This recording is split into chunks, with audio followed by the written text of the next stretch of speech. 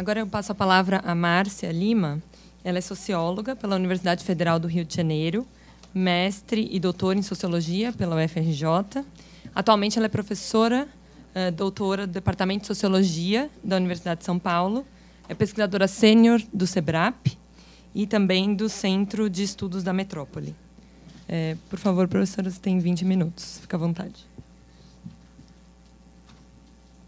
Bom dia a todos. Em primeiro lugar, eu gostaria de agradecer aos organizadores desse brilhante evento. A programação está excelente. E a honra de participar desse painel de abertura. E agradecer especialmente a Marta Machado, que acho que a gente tem feito algumas coisas muito legais juntas, e uma delas foi um texto sobre domésticas, um capítulo de um livro do documentário do Gabriel Mascaro sobre domésticas. E foi no momento que a gente sentou para ver esse documentário que eu fui muito instigada a voltar a escrever um pouco sobre raça, gênero e emprego doméstico no Brasil. Além dessa parceria com a Marta, desse diálogo em cima desse documentário, que é fantástico, eu tenho sido tocada por um profundo desconforto pessoal, político, sociológico, em relação ao debate que ocorreu no Brasil no ano passado, em torno do projeto de emenda constitucional de abril de 2003, que se tornou conhecido como PEC das Domésticas, que ampliou o leque de direitos trabalhistas das mesmas.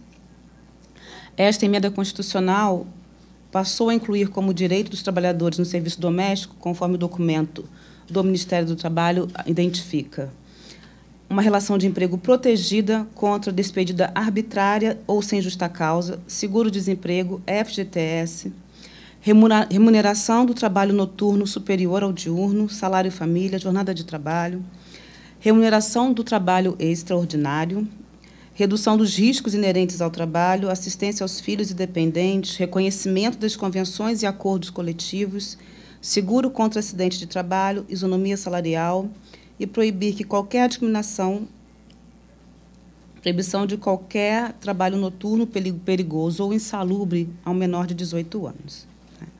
Na ocasião, me chamou a atenção as matérias de jornais e opiniões publicadas acerca do tema. Era o desconhecimento, ou melhor dizendo, a omissão de direitos que já eram garantidos às domésticas desde os anos 70. A profissão de empregada doméstica foi regulamentada em 1973, de uma lei de dezembro de 1972, que foi regulamentada em 1973, dispondo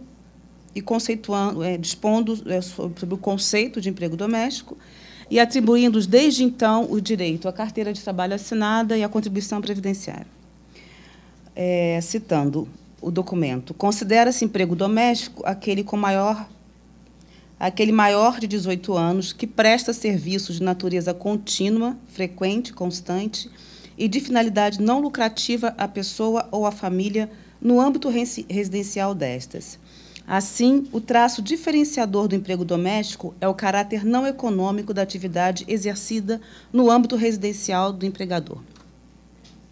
Em 1998, a nova Constituição Federal concedeu outros benefícios, tais como salário mínimo, irredutibilidade salarial, 13º, repouso semanal remunerado, férias remuneradas, licença gestante, sem prejuízo do emprego do salário, com duração de 120 dias, licença paternidade, aposentadoria, aviso prévio e integração à Previdência Social. Ou seja, em 1988, há uma ampliação desses direitos, concedendo um caráter mais formal a esse grupo. Apenas em 2006 foi editada a lei que alterou a lei de 1973, incorporando os benefícios previstos em 1988. Foi nesse momento que foi, na Constituição, garantir aos trabalhadores domésticos direito a férias, né? Ou seja, curiosamente, 100 anos após a abolição, as trabalhadoras domésticas conseguem direito a férias de 30 dias, estabilidade para a gestante, direito a feriados civis e religiosos, proibição de desconto de moradia, alimentação, vestuário. E uma significativa e importante mudança foi introduzida apenas em 2006, que foi a redução do custo para o empregador que assinasse a carteira.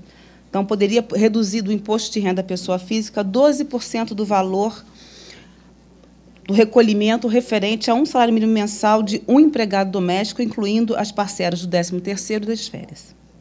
Em resumo, os esforços de regulamentação e formalização do trabalho doméstico não são recentes no Brasil. Entretanto, o mesmo continuou informal, mal remunerado e altamente desvalorizado. A antropóloga Caetana Damasceno, numa pesquisa sobre raça, gênero e mercado de trabalho, ouviu de algumas entrevistadas a expressão sujar a carteira. As empregadas alegavam não querer assinar sua carteira de trabalho, considerando que isto as impediria de ter outras oportunidades no mercado de trabalho. Ser registrado como empregada doméstica fechava portas para mudanças no mundo do trabalho. Mas voltemos ao PEC das domésticas. O que realmente a última emenda constitucional de 2013 agrega aos direitos já estabelecidos das empregadas domésticas e que produziu uma reação negativa e muitas vezes preconceituosa é a regulação da hora extra e do trabalho noturno. Ou seja, 125 anos após o fim da escravidão, cria-se uma lei para tentar diminuir a exploração sem precedentes de muitas domésticas que residem no emprego. Chega-se ao fim a era das mucamas. Veja um exemplo que é o título de um artigo publicado em 25 de abril de 2013 no jornal Globo, pelo Guilherme Fiuza. O título do artigo é A Revolução da Empregada. Se o leitor enjoou da comida da empregada, consulte um advogado. O socialismo chegou à cozinha e o tempero virou assunto de Estado. Bem, isso foi publicado na ocasião onde tentava se regular o excesso que ocorre no Brasil em relação ao patrão ou à patroa que chega em casa às 10 horas da noite e a empregada tem que estar acordada para servir janta, e às 6 da manhã tem que estar acordada para preparar o café da manhã da família e cuidar do filho e lavar, passar, cozinhar. Né? A categoria dos trabalhadores domésticos é historicamente reconhecida como o segmento mais inferiorizado do mercado de trabalho.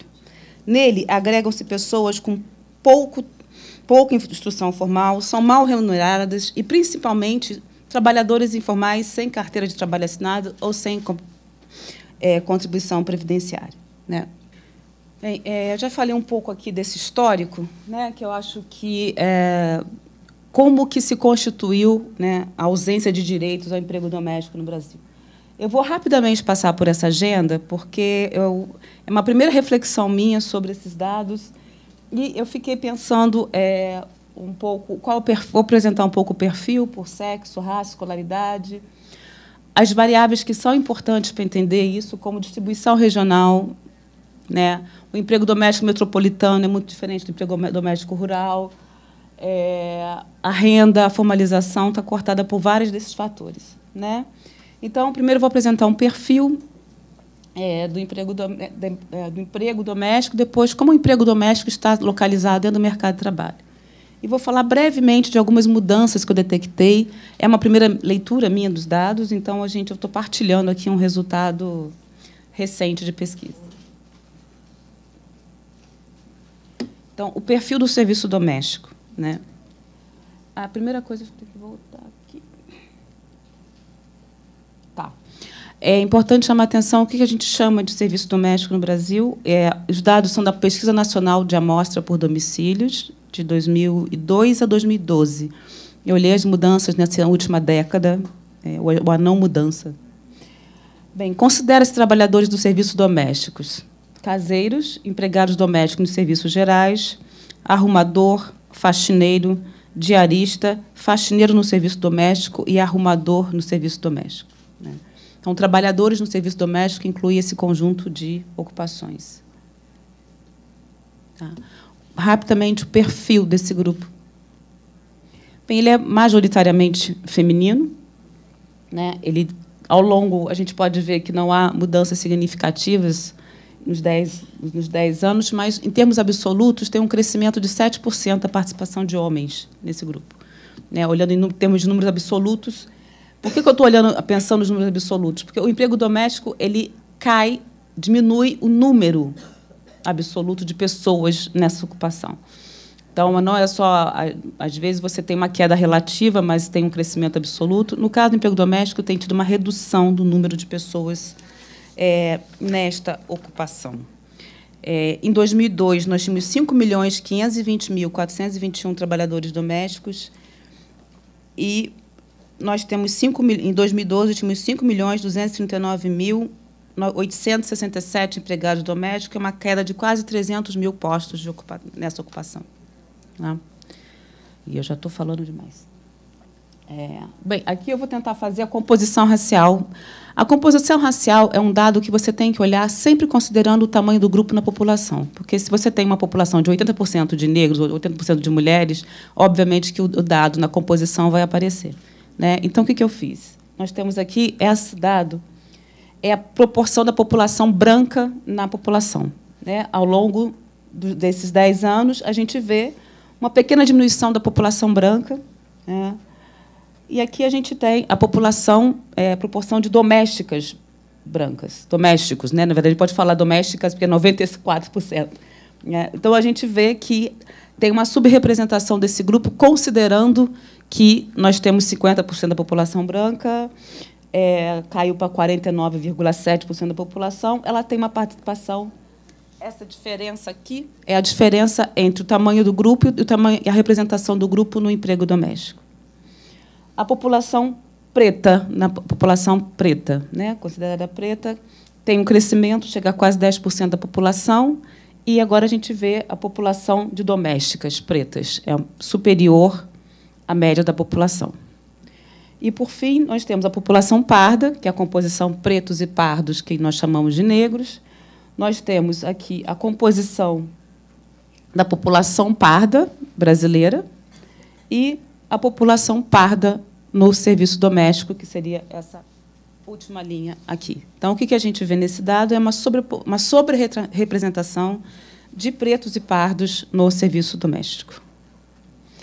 Aqui é o grau de escolaridade. Né? O azulzinho lá embaixo são analfabetos, esse vermelho que impera é fundamental incompleto, o verde fundamental completo, o roxo é o ensino médio completo e quase não aparece, apenas uma barrinha aqui, é o superior completo. Né? Pessoas, emprego doméstico superior completo praticamente não existe. Né? Isso, ao longo da década, a gente vê o quê? Uma melhoria, uma diminuição da participação, ou seja, efeitos da escolarização que vão aparecer no emprego doméstico. Então, as mulheres, as trabalhadoras domésticas, também se beneficiam de certas mudanças na estrutura educacional.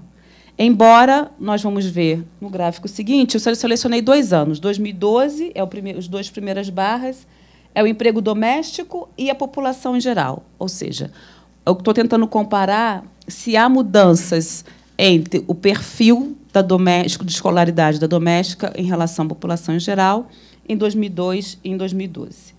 A gente vê o quê? Que há uma certa redução, pelo menos do fundamental. Bem, o que eu tentei comparar aqui? Em 2002, nós temos o grau de escolaridade que repete o slide anterior. Isso aqui é da população em geral. Então, a gente consegue perceber que, em termos de fundamental incompleto, a população, em 2002, tinha um número maior de empregadas domésticas com fundamental incompleto do que a população. Isso repete, né, mas há uma queda expressiva das domésticas, e comparando em 2012. Nós temos 48% das domésticas com fundamental incompleto e 36% da população com fundamental incompleto. Nós temos 21,8% com fundamental completo. Esse grupo se torna um grupo bastante interessante para a análise que eu vou fazer mais para frente. E 17,3%. Ou seja, à medida que eu aumento a escolaridade, as diferenças e a distância do grupo doméstico em relação à população em geral, ela aparece. Mas a gente pode perceber também que essa tendência, ou seja, não há uma distorção, ou seja, elas são menos escolarizadas, mas elas estão se beneficiando de um processo de mudança, e a gente está apostando, né, vou tentar um exercício aqui mais para frente, de que as mudanças na educação vão afetar, é um dos fatores que tem afetado a questão da redução do emprego doméstico, que tem sido muito conservadoramente analisada como é o Bolsa Família, as pessoas não querem mais trabalhar. Não, as mulheres mais pobres, mais jovens, estão retornando à escola, e nós vamos ver adiante um efeito muito interessante, que é o da idade, né? Aqui a composição etária das mulheres, dos trabalhadores domésticos, e nós vemos aqui duas tendências muito interessantes que a gente chama de boca de jacaré aqui, né?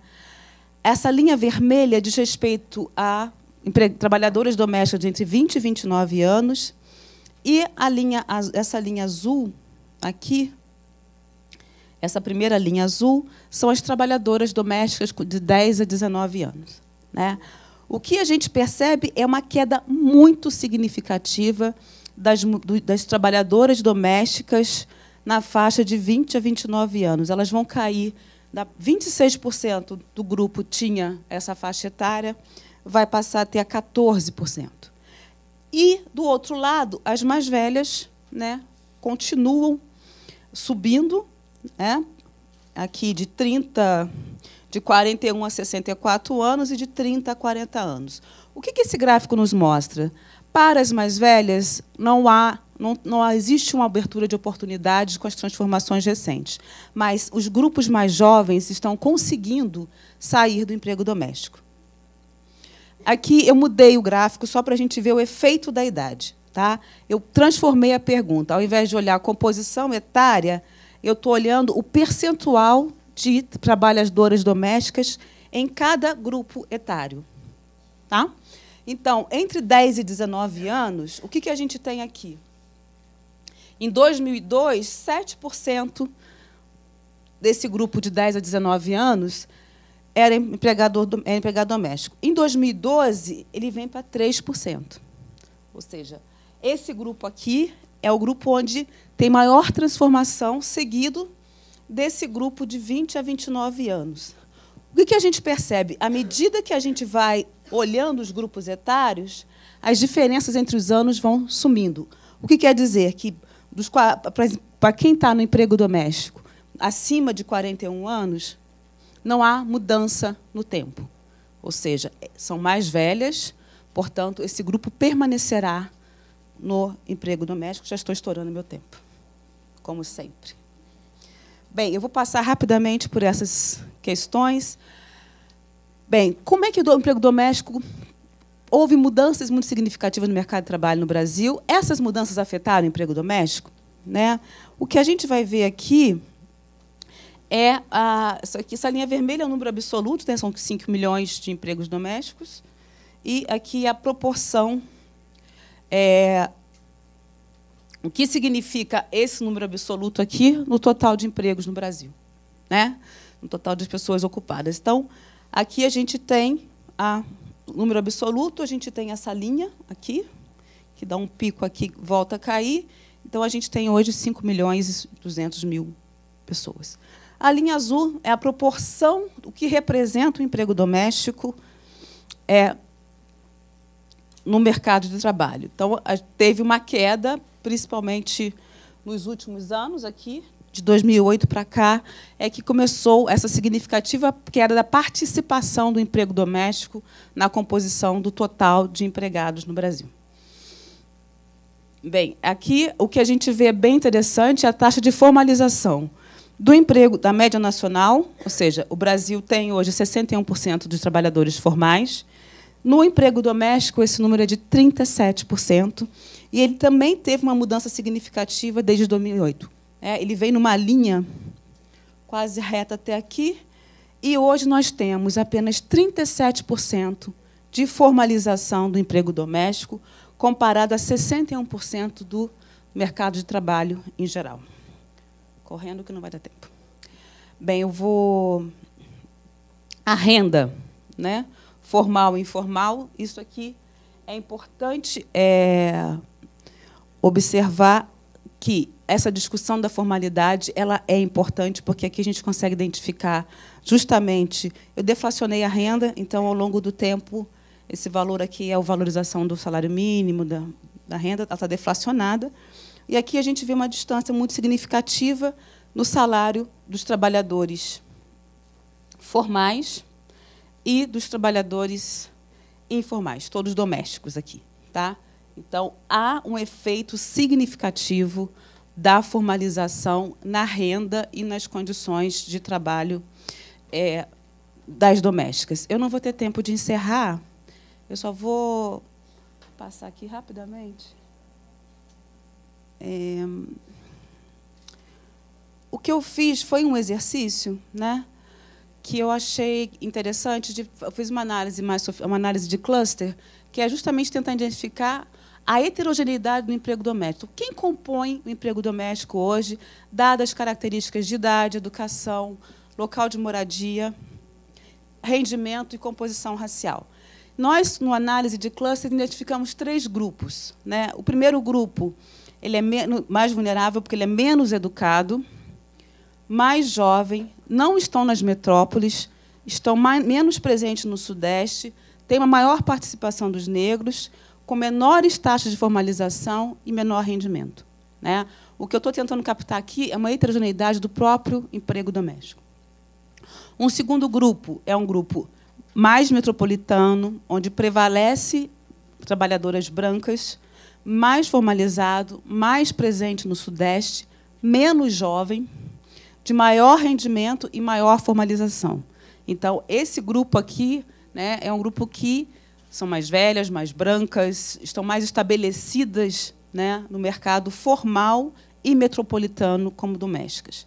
E o grupo 3 é um grupo, digamos, o grupo inferior das metrópoles. Ele está no Sudeste, está na metrópole, mas ele é mais velho, racialmente não tem muita diferença, tem uma formalização, mas não igual à do grupo 2, né, e tem a metade da renda desse grupo. Né?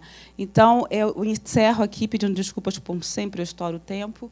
Eu acho que é muito importante dar continuidade à percepção das transformações do emprego doméstico, da sua heterogeneidade e da importância que a formalização do emprego tem para diminuir não somente os abusos trabalhistas, mas também reduzir a desigualdade de renda entre esses grupos. Muito obrigada.